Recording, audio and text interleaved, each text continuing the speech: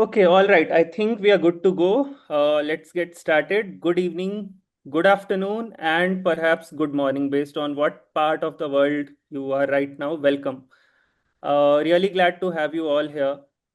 Uh, Let me quickly get started and set the context for today before I bring in our speakers. Uh, One of the most common things that we see in the education sector is that a lot of good work always stays small. And it's not because the work isn't good, it's because moving something from a small pilot into a large government system is genuinely very hard. It's difficult. It takes a very specific kind of effort, very specific kind of patience, very specific kind of skill set, and honestly, a very specific kind of courage. And that is exactly what today's conversation is about. Education above all has been working on project-based learning initiative in India, and this work is done in partnership with Mantra for Change. And what makes this story interesting is that it did not stay small. One of the reasons all of us are here is because we made it big. It went from a localized effort into government system, into states, into classrooms that otherwise uh, would never have seen this kind of pedagogy. And we want to open that story up today. So we want to discuss the how, the why, the what, and everything around it. What made it actually work on the ground? Uh, Something about me before we get into the specifics of this conversation. My name is Sushant, and I'm part of the strategic communications team at Mantra for Change. I will be your moderator today, and this is actually my fifth year with the organization. And in this 5 years, I have had the chance to see PBL really from the beginning. I have worked closely with the people you are going to hear today. And because of the nature of my job, I have also had the chance to travel and see the work happening in the classrooms across different states. So I am very privileged to have this opportunity to host this conversation, to moderate this, and also to witness the work that all of us are going to talk about. I have seen teachers doing project-based learning in classroom, children working on projects, and today we want to do this three very important things during this conversation. First, we want to share some honest insights from EA and Mantra for Change journey around the work on the ground. We want to get into what it really takes to integrate an education innovation into government system, the strategies and the evidence and the relationship that makes it possible. Second thing, very important, uh, though the format might not look like it's meant for dialogue, but the space is meant for dialogue. So please do use the chat, drop your questions as we go. We will have a Q&A towards the end, and I want to make sure we bring in as many your questions as we can. And third and the last thing, we have something special planned. So you will not leave this conversation empty-handed, and it's coming sooner than you think. So please stay with us till the end, and it's worth it. Cool. So before we begin, I just want to quickly say thank you to Education Above All for creating this space and for this partnership, to our panelists, uh, Josephat, Saurabh, and Nishant for giving their time today, and to all of you for showing up. Now, I'm not going to do a long formal introduction of each of our panelists today. I will bring them in one by one as we go and speak to them. Okay, let's get into it. Let's open up the first segment of the conversation where we are going to talk about innovation and education. So to really set the frame for everything we are going to discuss today, I want to start with the big picture. And the person I want to bring in for that is Josephat. Josephat is education senior specialist at Education Above All Foundation. He brings over 15 years of education programming experience across humanitarian and development context, working with governments, working directly with learners in some of the most complex environments you can imagine. And he really brings that global lens to this conversation, and I think it's going to ground everything that follows.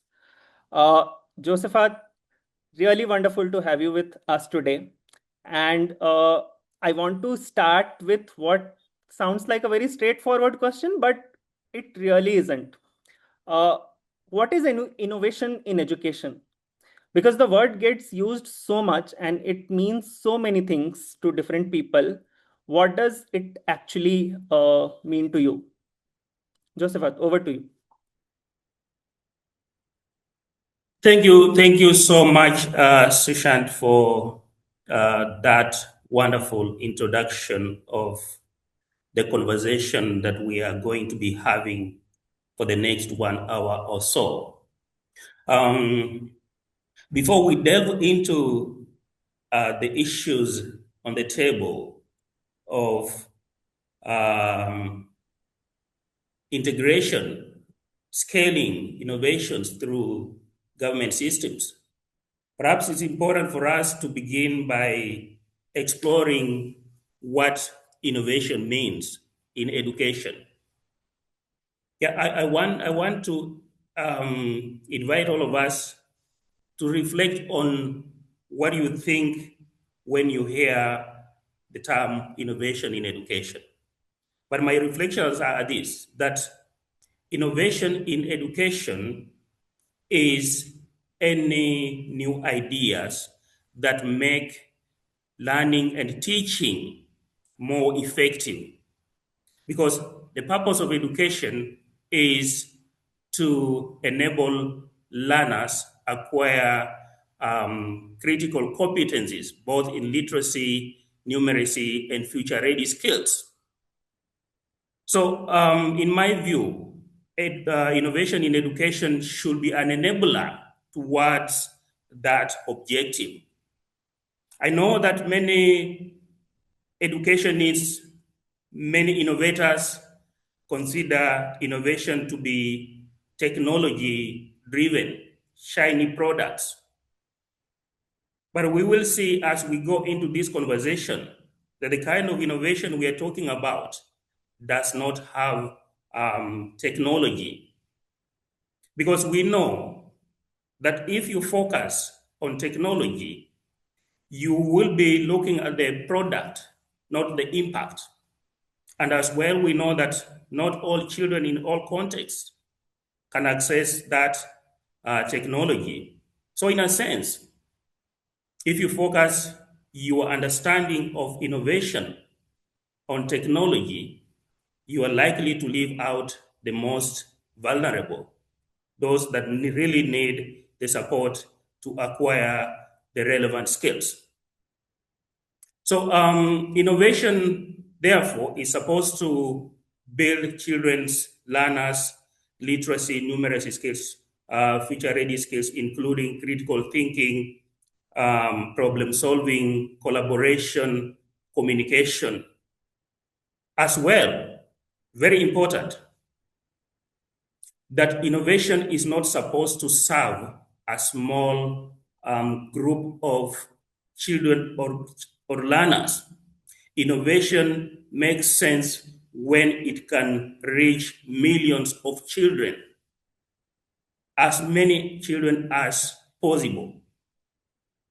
And that is why this conversation will be leading towards how to design innovations that can be scaled. And the best way to scale innovations is through government systems, as we will see in the next conversations. So our PBL pedagogy focused on 5 critical areas. One was making education relevant. By PBL, we mean children develop projects, design projects that address critical issues, challenges that they can relate with in their context, in their villages, not solving remotely understandable challenges. So the most important thing is that this PBL project approach enable learners to see the sense of what they are learning in school, to connect education and their lived experiences. Secondly, PBL put the learner at the center. Through the conversation we are having, through the experience we had with the project-based learning, learners were put at the center of education.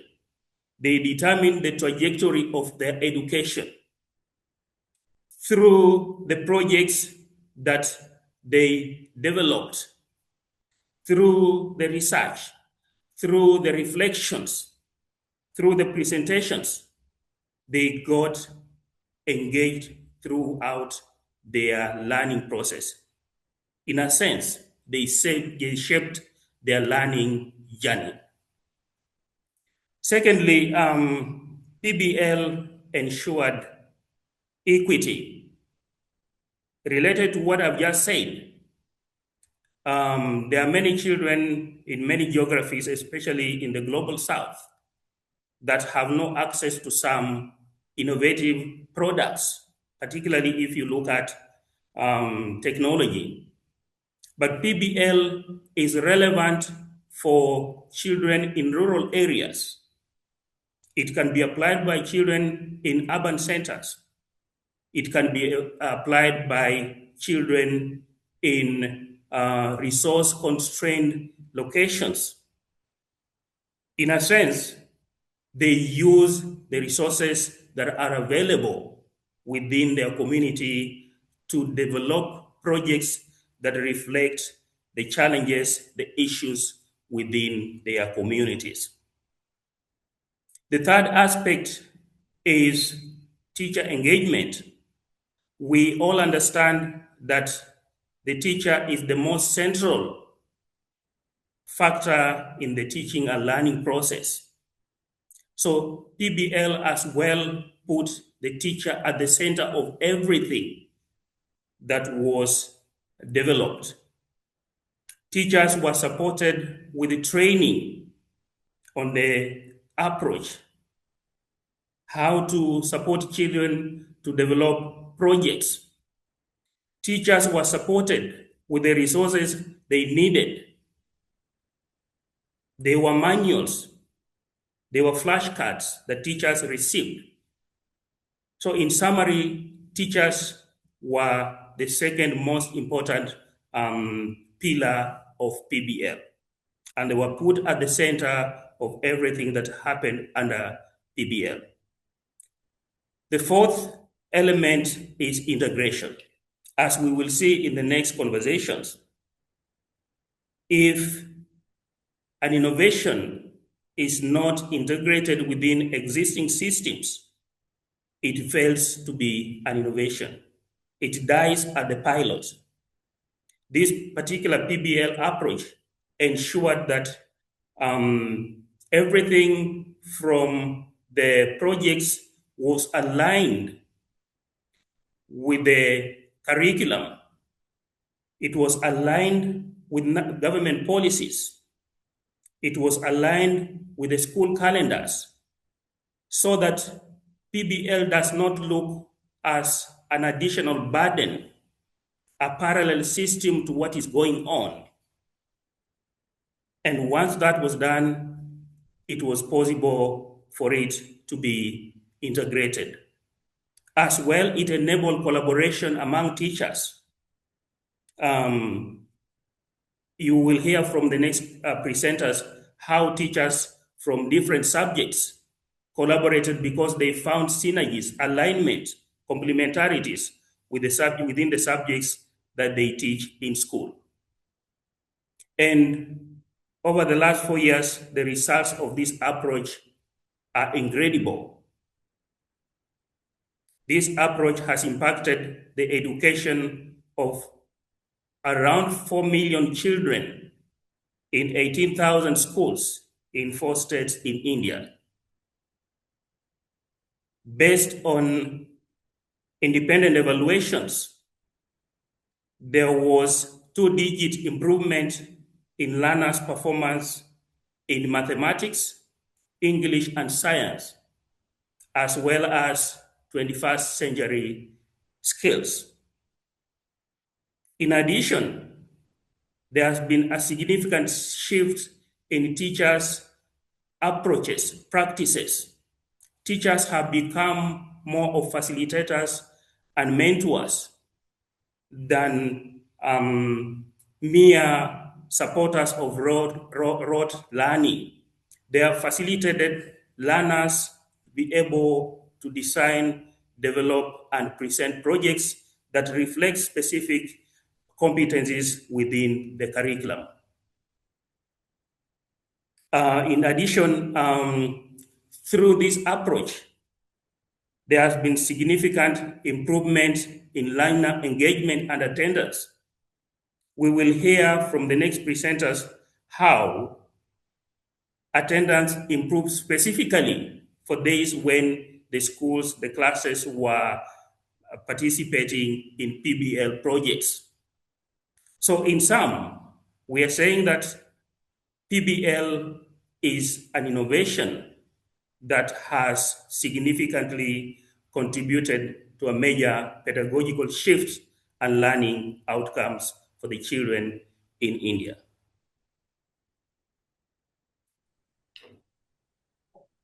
Wonderful. Thank you. Thank you for sharing your insights on innovation and bringing in PBL. I think you covered on how PBL is relevant and it's engaging for students, promotes equity, and a bit also on teacher empowerment, how it empowers them. Interesting. Just one last question for you in this section, Josephat. How did PBL specifically addresses the critical gaps that existed in the system at the time? And whether that's around student engagement, around equity, or around teacher confidence, or all of it. So, what were the real problems it was actually responding to, or now when it's implemented, it responds to? Yeah, thank you so much for that follow-on question. I reflected on that question in the critical issues that were addressed and the results. Many education systems around the world do not reflect the realities of learners. Learners merely receive content processes that they do not relate with. Many education systems do not put the teacher at the center.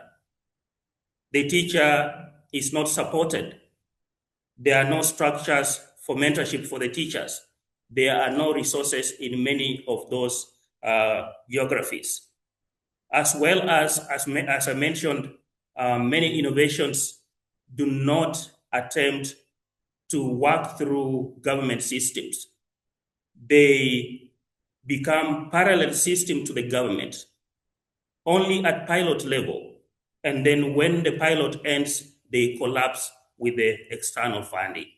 I think those are the critical issues that PBL sought to address and has addressed through this particular project.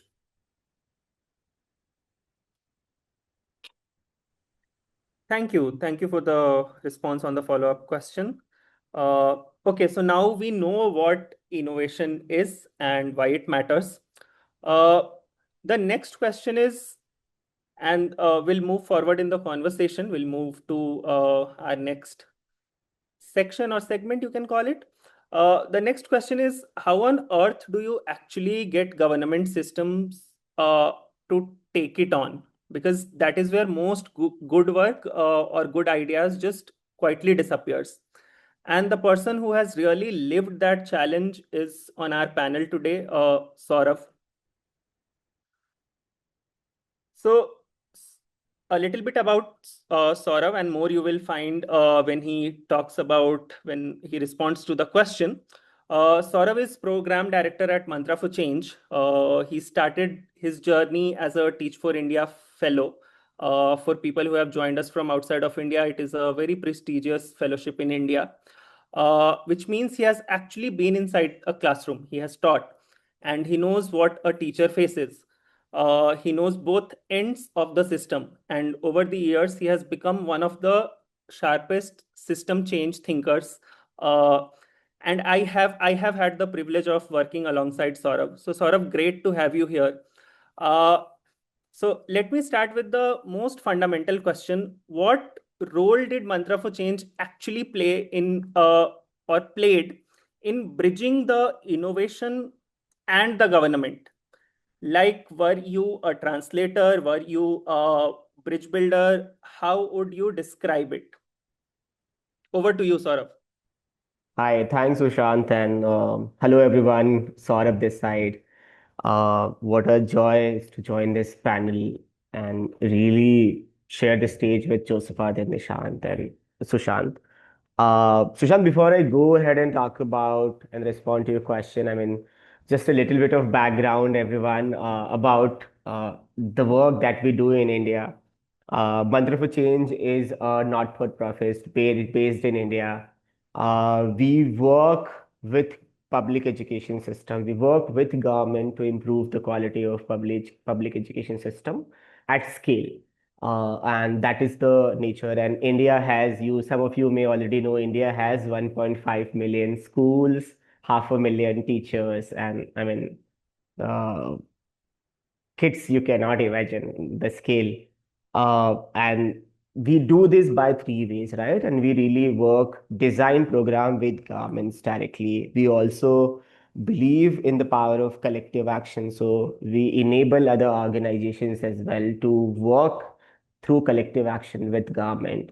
And we also leverage technology to design the program. So that's in brief about what we do at Mantra for Change. And coming back to your question, Sushant, I was actually listening to Josephat, and he brought up some of the important points, right? And I think be it Mantra for Change or any other organizations, when we talk about innovation, I mean, and Josephat quoted it nicely that innovation often fails because the scalability component is not always thought of, and innovation may always be like supported with additional support structures, enabling mechanisms, which we will not get those stuff at scale. What we did at Mantra, especially when we started working in partnership with education above all, to design and implement the project-based learning programs for primary grades in different states to middle grades, grade 6 to 8 in different states. We realized that it was imperative for us to do four things, right? One is to really align the project-based learning program solution to the national policies, priorities, and mandates. So we really looked at that, hey, if this is something that we are offering, is it the same thing which policy is also mandating or not? Second thing is just going deep into the classrooms as well, to taking a broader view at a policy level and to the classroom, that where our teachers are, what are the challenges our teachers are facing to deliver the lessons effectively inside the classrooms. And so this is something that we really did and which helped us aligning the program.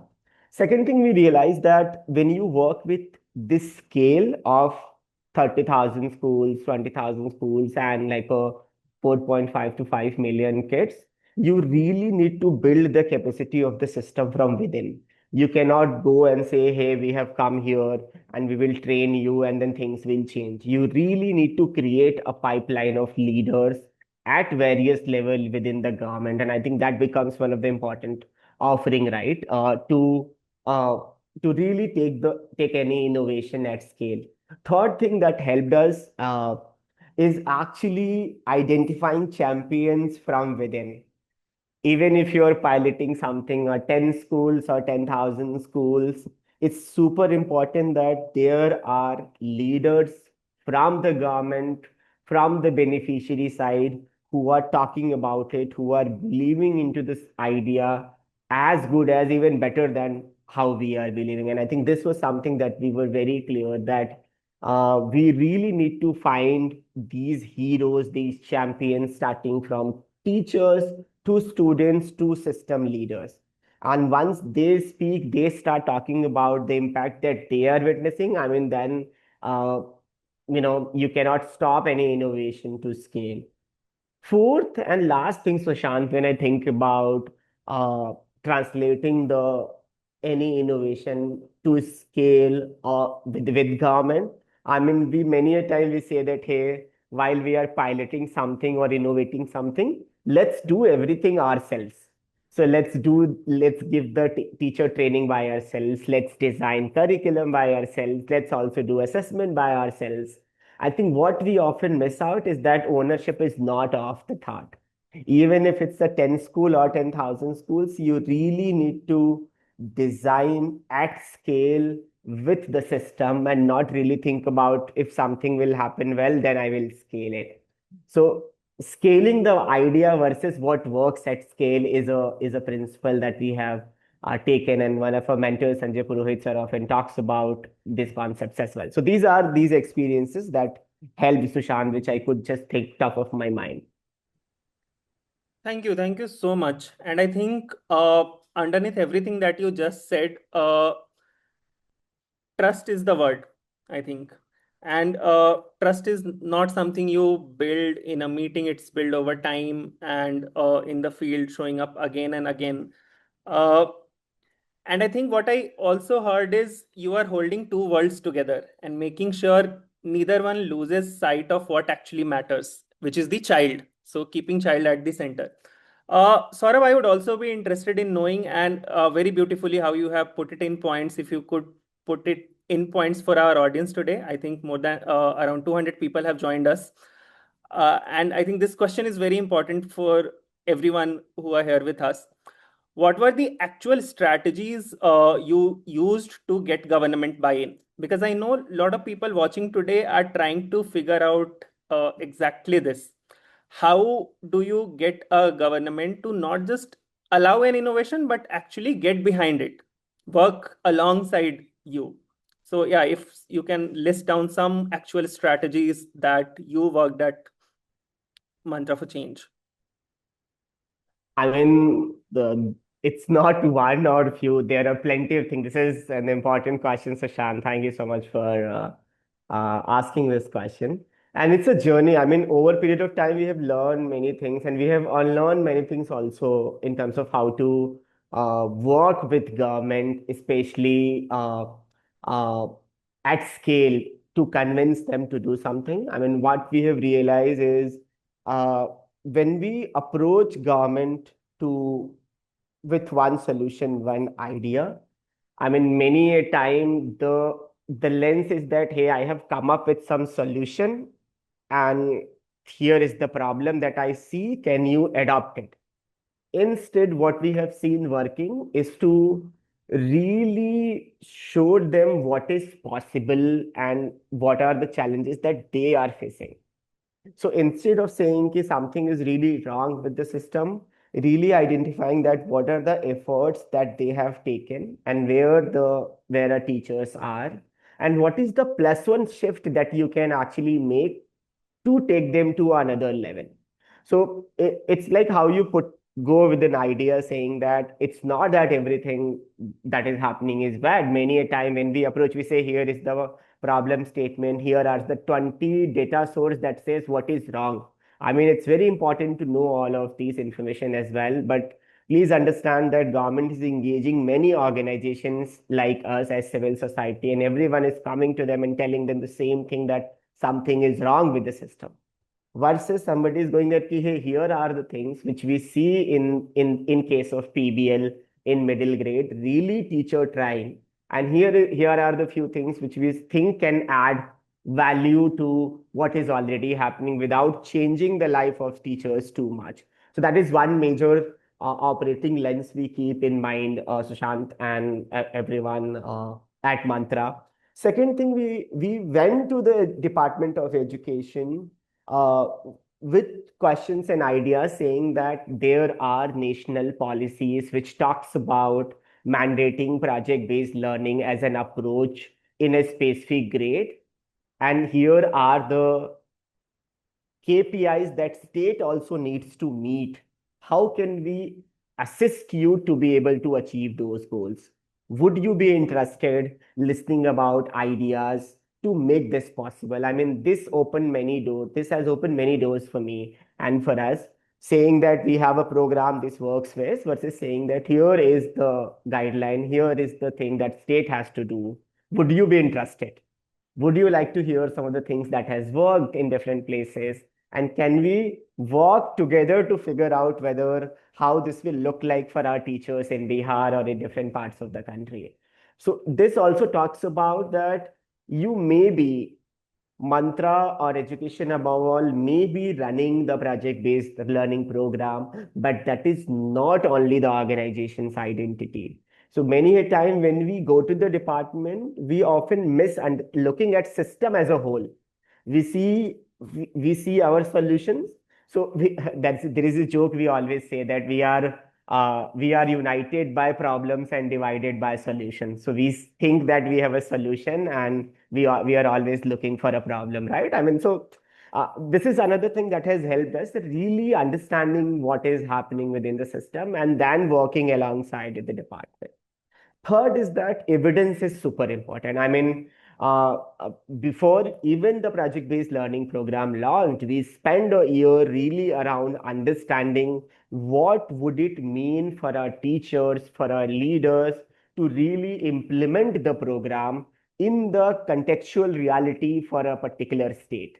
Instead of saying that here is a model, you do that, you really spend time on the ground doing innovations, trying few things which is working, not working, and you do it with government. You just don't get permission from government saying that, hey, I need a permission to do an innovation or pilot versus government becomes one of the crucial partner in every stage of these elements. Then scalability is not always a problem because they themselves are experiencing the realities of what is working and what is not working as well. So this is another thing that we have seen working. Another important thing, I think it's not very small, but something we always follow at Mantra that make government visible in every success points. Whenever something good happens, we always go and say, ki, hey, we supported government to make that change. But what we realize that it's the government who is doing a lot of stuff. So how do we very consciously making sure that government is getting all the credits uh, for the effort that they are doing and really clear about the value that we are offering. I mean, I've seen many organization and individual just saying that we have done this change, we have made this change. And I think at Mantra and Education Above All, we were very clear that we are a technical assistance, a support to the government, not really doing it for them. So how are you very clearly putting up a narrative and making sure they have a visibility and celebrating the successes as well becomes very important. Last and most important point, Sushant, I mean, you have to be patient. Sometimes things will work, things will not work. Please understand that there is a relationship that you are trying to build with the system. It's not a transactional relationship where you are just giving something and return you are getting the value. And relationship building takes time. So just being patient with the changes, be spacing with the reality also helps. I mean, just hanging in there. So these are some of the things that we have seen, Sushant, working in our case as well. So Very interesting. I can completely vouch for the credit part. I think have spent enough time to see this now slowly becoming part of culture within the organization where be it Bihar or any other state that we work in, we don't claim that oh, we have done this. We always give due credit to the system partners. So that is something very uh, that I have seen helping us build those relationship with the government, long term relationship. I Before I come to Nishant, just one last question on the evidence bit. What evidence did you find government were most responsive to or most interested in? Because a lot of data gets generated in these programs, and not all of it moves to the decision making stage. Like, not all these data points are used to make a decision. So what actually worked, sort of what kind of data or evidence? Great question, Sushant. I mean, many a time when we work at scale, we often say that, hey, quality gets compromised at scale, right? There is this notion that we have that at scale, quality get compromised and all. I mean, so especially when we work with government, we were very clear about looking at evidence and successes at three levels. One, it one is at the level of student, looking at student holistically, for both from the learning outcome side and 21st century skill side, right? Now, what happens that please remember that government is also trying to run multiple programs. There is a mental health program, there is a learning outcome program, there is a awareness program. So there are different things which government is doing to make sure that students get these holistic results. So how do we, when we talk about the program impact, we have measures to really show that how children are developing holistically. And in our case of project-based learning program, we're very clear and focused about 21st century skills and the academic learning outcomes for students. So at a student level. Second element is at the leader and at a system level. So three level, like student, leader, and system. We said that, hey, if students are improving, what is the change in the practice of the leaders or teacher educators that we are seeing to support the teachers? So that's the another layer that we often say, and we make it visible. Simple examples like how well the mentor is creating space for a teacher, how effective is the feedback, how effective is the teacher support meeting. So multiple things happening, right?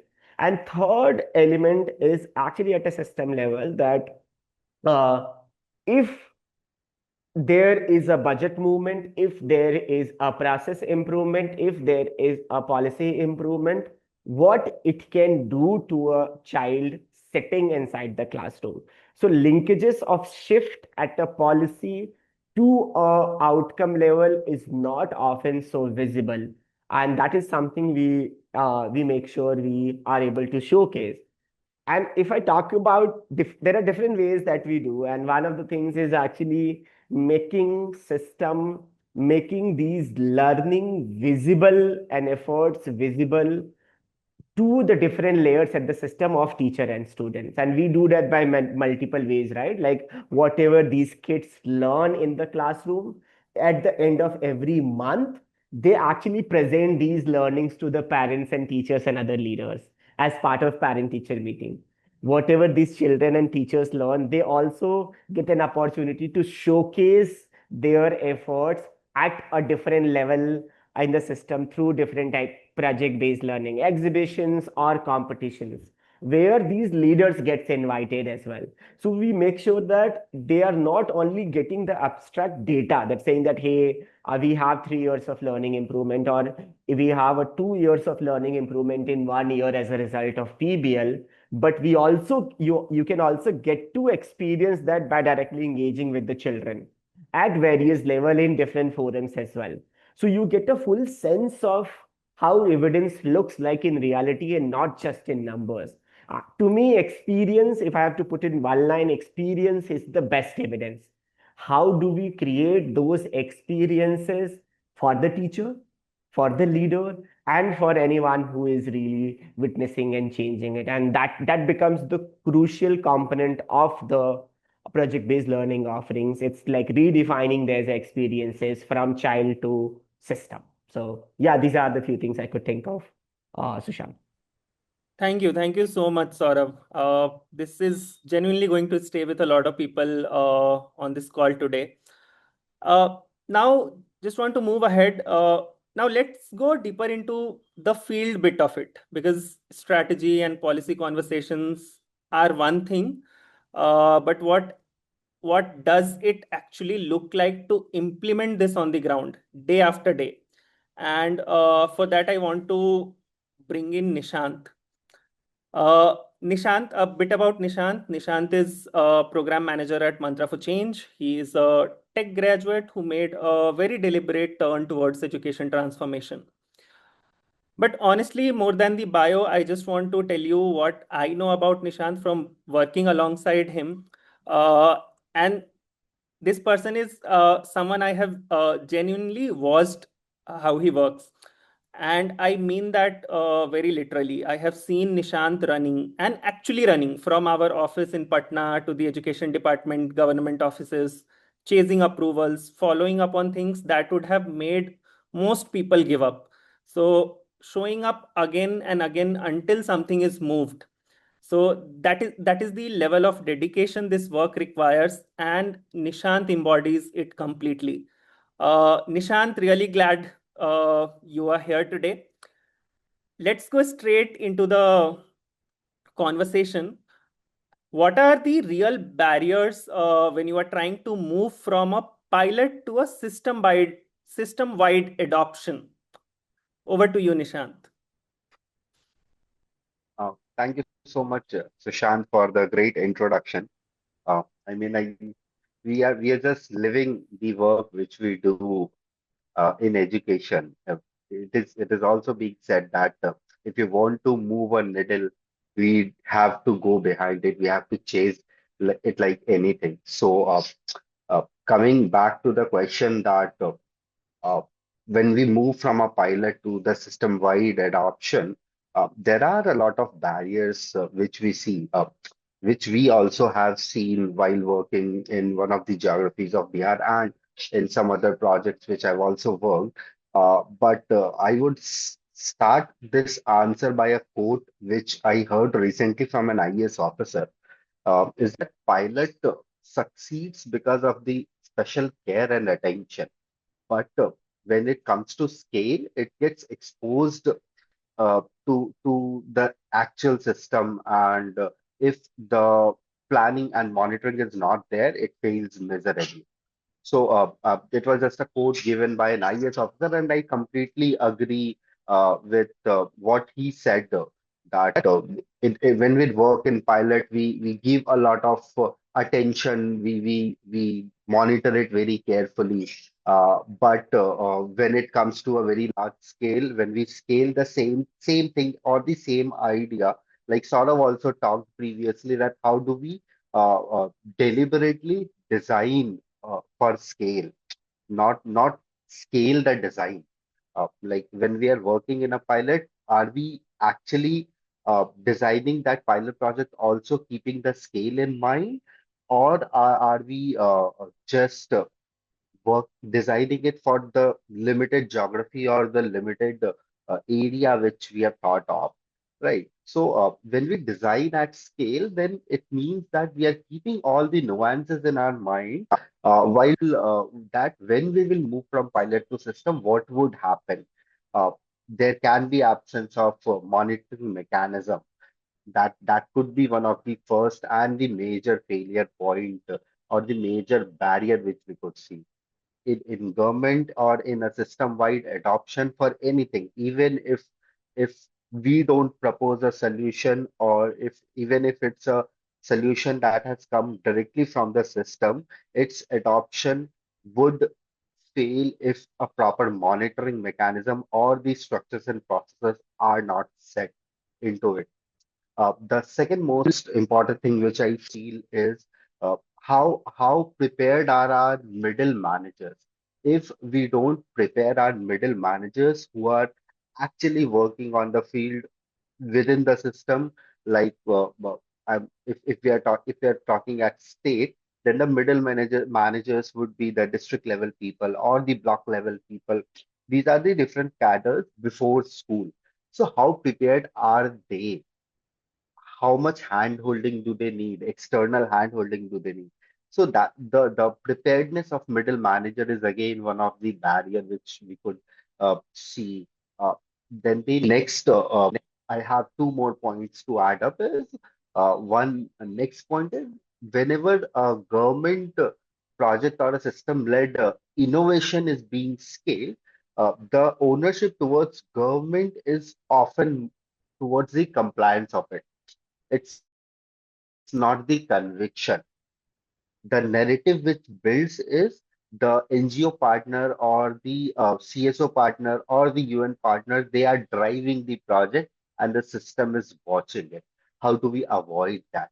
How do we make the system drive any innovation? That is one thing we need to think when we move from a pilot to system. And the last thing is uh, which is very connected to my previous point, is that how do we see transition from a NGO led to a system embedded uh, thing? So that might require redesigning of roles or advocacy at the highest level. That how if there is a cadre missing or any person who middle manager who is required to do that job is missing, how do we advocate system that okay, for this to work, we need such kind of of those managers or the preparedness of them. So these are few of the four to five points, Sushant, that comes to my mind when we see the barriers of moving from pilot to scale. Wonderful. Thanks, Nishant.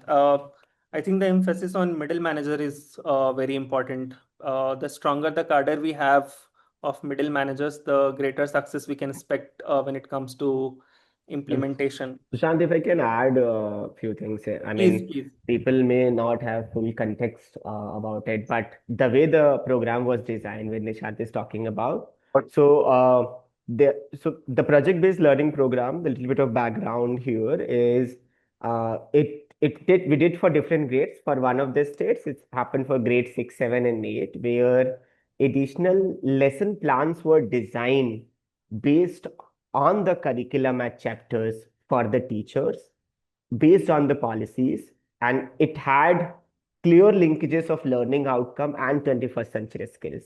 So these were the support material that was given to teachers at scale, and I'm talking about like some 30,000 schools participating in it, in this program, right?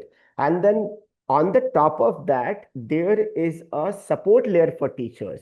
So it's a 5 days in service teacher training for on project based learning program, and there is a monthly YouTube live leveraging the YouTube and Facebook where best teacher was invited to share their practices and challenges. Third element is about if teacher has taken the training, because the realities of the classrooms are different, so how do they really implement this inside the classroom? That's where we use technology. The Diksha micro improvement project was used, where it has an element of how to do action inside the classroom, because some teachers have multi-level, multi-grade classroom management issues, like different things are there, right? And on top of that, there are these middle managers who are regular basis organizing these peer learning circles, these review meetings, and the recognition meetings as well. So it is layered on a multiple level.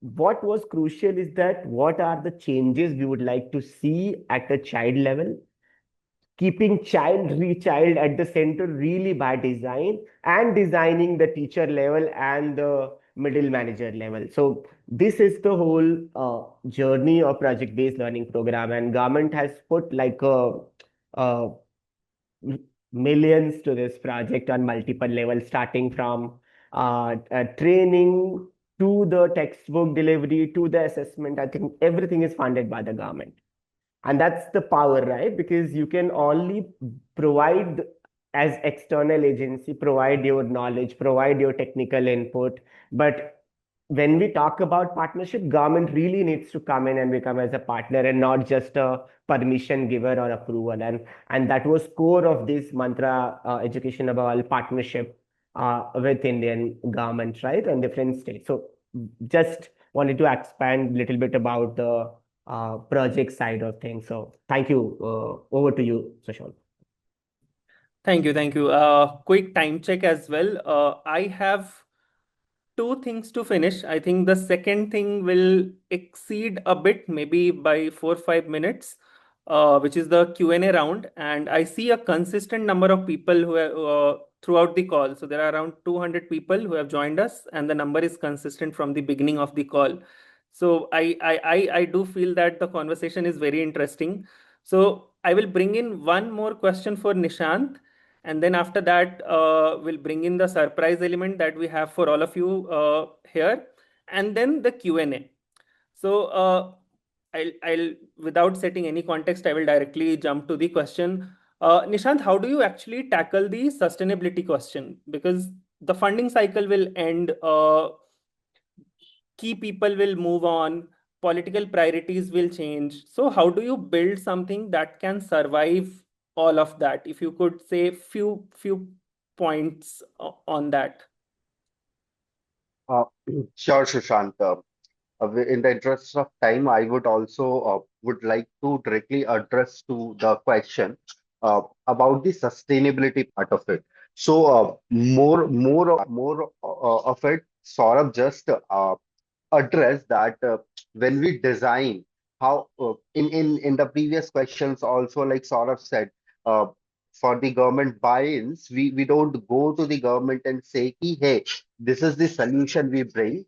Rather we say, hey, this is the policy which says has to be implemented in your state, which is a national policy, be it the curriculum framework or the education policy or anything. We take the codes from there and the requirements from there, and then we try to find out that where is the gap in the system where they would actually need the support. That is the first and foremost thing we do before starting off any project. So that's what we did with PBL, project-based learning. We did align it with the national education policy of India, and then moving ahead with it, the NCF alignment and the other policy alignment of it. Right. Then not only budget, but how do we also address the capacity part of it? The thing which you said is like budget sustainability also becomes very vulnerable if it is not correctly mapped. So instead of advocating for a separate budget head, we used to see that what are the budget heads for the things which we want to do is already available in the government, and system is already lacking to use those budgets. How can we advocate government to use those budgets which would help both the government towards the utilization side of it and towards the sustainability of the project side of it, right? And the third thing comes here is we have already talked a lot about the middle managers. Saurabh also emphasized on who are those middle managers, keeping child experiences in mind, teacher actions in mind, and the other levels of people working there, right? So those middle managers, how do we build them? Because I also answered in my previous question, they are the actual implementation structure for us. State makes the policy, state gives the funding, teacher implements it in the classroom, and child receives it. In between, the training happens, the capacity building happens, different orientation sessions happen. So review meetings happens, the monitoring mechanism, which I said in the very beginning, that if the monitoring mechanism is not there, the scale project is going to fall. So those middle managers, how do we create those that middle layer first is also one of the thing I can say will bring sustainability to it. Then co-designing everything with the government. As Saurav also said, we never took anything. You also said that Mantra never, or education above all, never took credit of whatever work was happened. It was government led, done by government for the government schools. So that is one of the major important part which we have to keep in mind if we want to talk on sustainability, or if we want to make any project sustainable. So yeah, these were some of the points in my mind which came right now, and I can talk a lot on it, but looking at the time, I would like to stop here. Thanks, Sushant. Thank you so much, Nishant. yeah, without taking any further time, I'll move to the exciting part of, or the surprise bit of this webinar. So, this team and the Mantra for Change team, together with Education Above All, did not just implement a program. They documented every step of it. They reflected on what worked, what didn't. They were honest about all the failures, and they have turned all of that into something that anyone, anywhere in the world can now pick up and use. So, Josephat, I want to invite you to come in here. You have been part of this journey from a very long time, and please share what you are going to bring in. And yeah, please speak few words about it.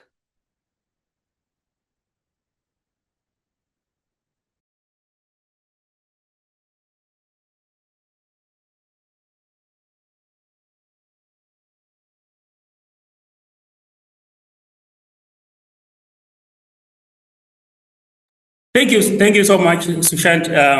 I was unpacking the present that everyone will be taking home today. So, as you can see, through this project, we developed a toolkit, what we call the PBL a toolkit. And this toolkit could not have come at a better time, based on the questions that have been raised on this platform, this conversation.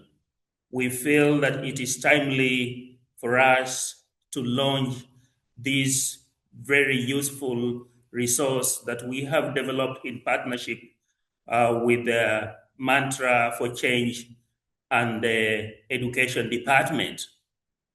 This is a resource that has taken a lot of time, a lot of inputs from colleagues and other partners.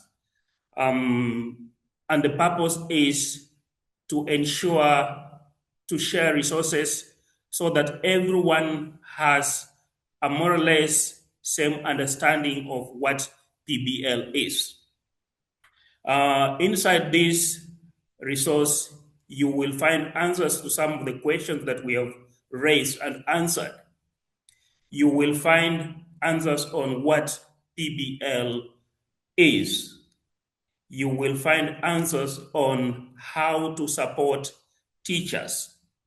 You will find answers on how to develop and implement M&E frameworks for PBL. You will also find answers on how to engage with the government, of course, leading towards integration and sustainability through this resource. You will also see how you can ensure that learners remain at the center of the teaching and learning process that applies PBL. You will also see how you can involve the community in their learners' education through PBL.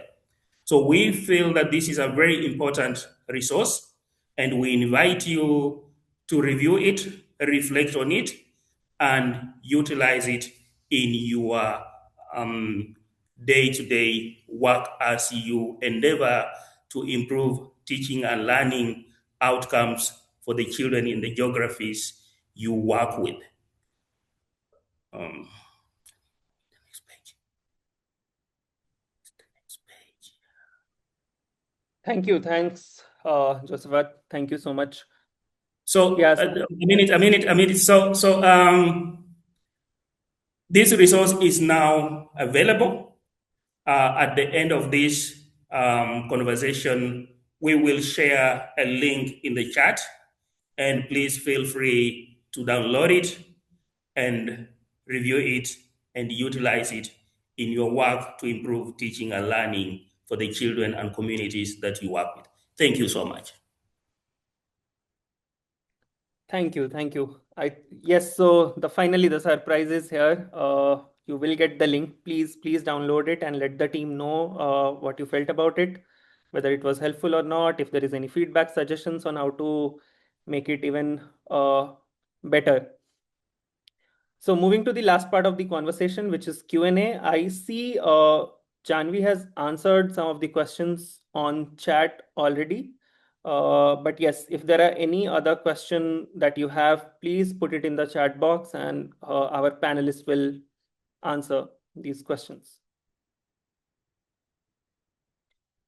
Josephat, since people have started dropping, can we also put the toolkit link in the chat?